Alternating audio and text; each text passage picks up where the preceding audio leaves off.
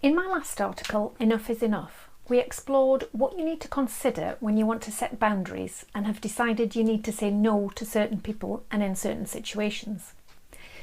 In this video, we'll focus on how you implement what you've decided in a way that feels okay to you and to others.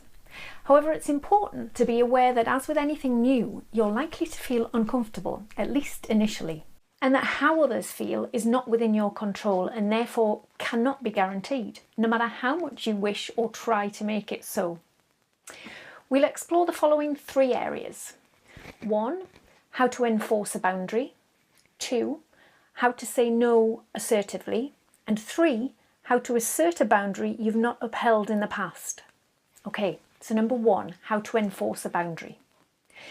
Enforcing a boundary is generally a collaborative process where you assert your needs, you state whether it's a deal breaker for you, and then you collaborate on a way forward. It's a 3-step process, and it starts with you acknowledging the other person or acknowledging their choices rather than judging them. Here's an example in relation to unacceptable behaviour from a partner. Step 1, acknowledge. It's okay if you want to stay out after work and not inform me. Step 2, state the boundary. But that doesn't work for me. I value honesty and communication and it makes me feel disrespected. Step 3, is this a deal breaker?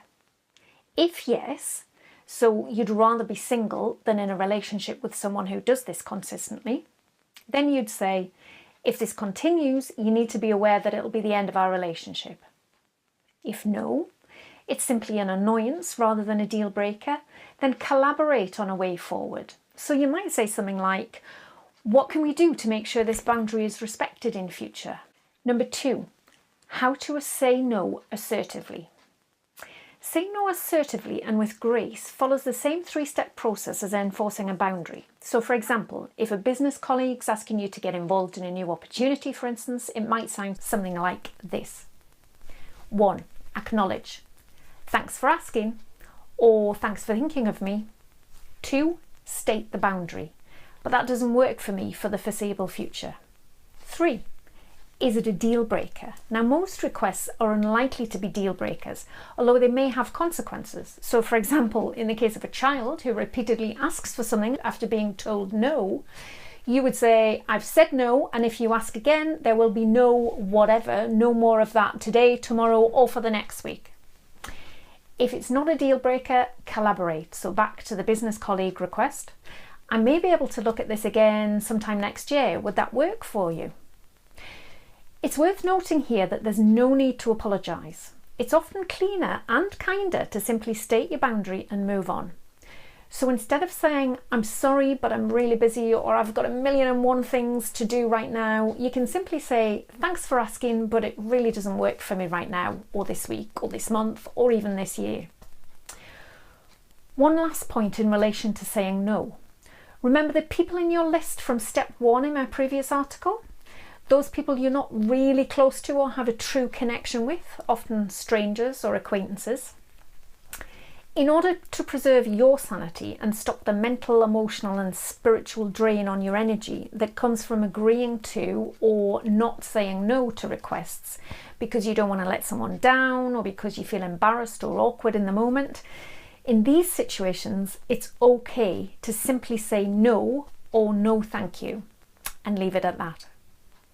Not because you don't care whether that person gets what they need or you're not interested in their cause or concern, but because you've prioritised the people most important to you. And in order to say yes to them, you really must say no to everyone else. Number 3, how to assert a boundary you've not upheld in the past. Now, there will have been times in the past where you've been in situations where you've had a boundary that you've either not asserted or you've not upheld. You know those times when you've gone along with something even after you've expressed concern or said no.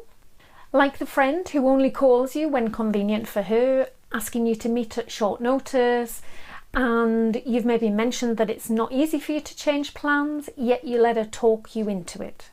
Or maybe you don't necessarily have anything specific planned for that afternoon, but you were looking forward to some free time or to catching up with some of your work. However, because you feel guilty or because it's selfish, you say yes. Yep. Now, obviously, in these situations, telling someone you're not okay with something will likely come as a surprise.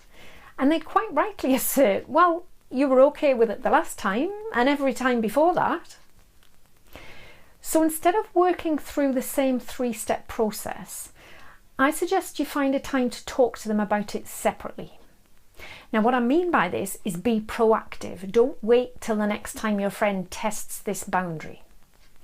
So here's how to reclaim your power in these conversations. Number 1, acknowledge the past. It's important here not to blame the other person, but rather to take responsibility for your part in what's been happening.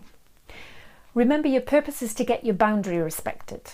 So in the example I've just given, you might say something like, Anne, I know I've always said yes in the past to meeting up at short notice, no matter what's been happening for me at that particular time.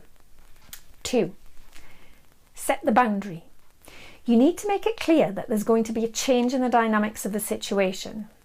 Again, there's no need to give a reason or make excuses. After all, it's your life, and the way you choose to spend your time and energy is your own business, no one else's. Simply state the boundary. I'm not willing to do that any longer, or I'm not able to do that anymore. Then collaborate on a way forward. This is number 3. Try to find a way that both your needs are still met, but you maintain your boundary. So for example, I'd like to meet up sometimes though, so can we discuss the best way for us to work this out going forward? Then you can make a suggestion and take it from there. So there you have a 3-step process to follow whenever you want to enforce or set a boundary and say no. So what conversations do you want to set up so that you can assert your boundaries and keep them strong? What do you need to say no to?